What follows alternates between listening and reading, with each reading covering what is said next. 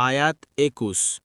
والذين يصلون ما أمر الله به أن يوصل ويخشون ربهم ويخافون سوء الحساب। অনুবাদ। আর আল্লাহ যে সম্পর্ক অক্ষুণ্ণ রাখতে আদেশ করেছেন, যারা তা অক্ষুণ্ণ রাখে, ভয় করে তাদের রবকে এবং ভয় করে হিসাবকে। আয়াত ২২।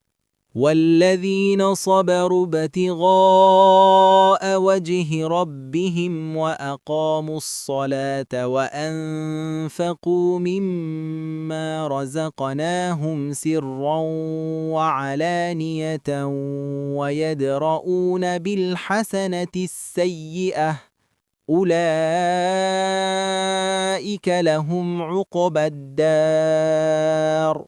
অনুবাদ। আর যারা তাদের রবের সন্তুষ্টি লাভের জন্য ধৈর্য ধারণ করে এবং সালাত কায়েম করে, আর আমরা তাদেরকে যে জীবনোপকরণ দিয়েছি তা থেকে গোপনে ও প্রকাশ্যে ব্যয় করে এবং ভালো কাজের দ্বারা মন্দ কাজকে প্রতিহত করে, তাদের জন্যই রয়েছে আখেরাতের শুভ পরিণাম। আয়াত ২৩।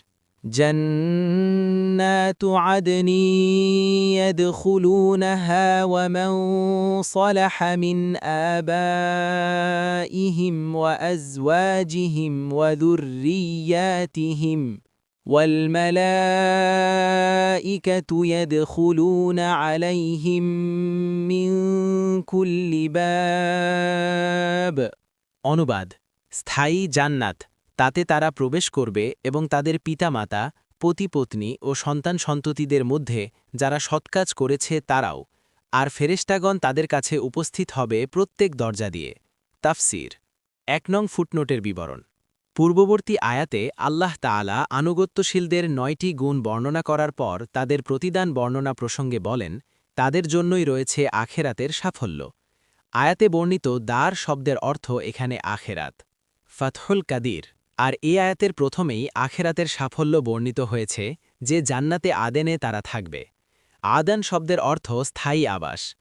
উদ্দেশ্য এই যে এসব জান্নাত থেকে তাদেরকে বহিষ্কার করা হবে না, বরং এগুলোতে তাদের অবস্থান চিরস্থায়ী হবে। ইবিন কাসির। কেউ কেউ বলেন জান্নাতের মধ্যস্থলের নাম আদান।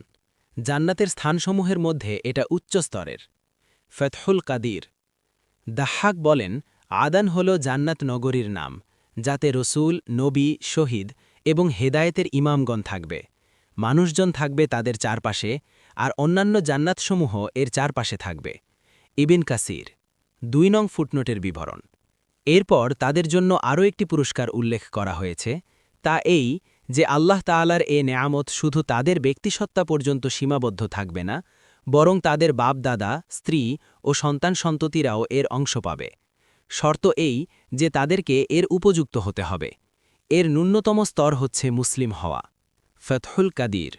উদ্দেশ্য এই যে তাদের বাপদাদা ও স্ত্রী এবং সন্তান সন্ততিদের আমল যদিও এ স্তরে পৌঁছার যোগ্য নয়, কিন্তু আল্লাহর প্রিয় বান্দাদের খাতিরে তাদেরকেও এ উচ্চ স্তরে পৌঁছে দেয়া হবে। কুরতুবী। অন্যত্র আল্লাহ বলেন, এবং যারা ঈমান আনে আর তাদের সন্তান সন্ততি ঈমানে তাদের অনুগামী হয়, তাদের সাথে মিলিত করব তাদের সন্তান সন্ততিকে, এবং তাদের কর্মফল আমি একটুও কমাব না। সূরা আত-তুর ২১।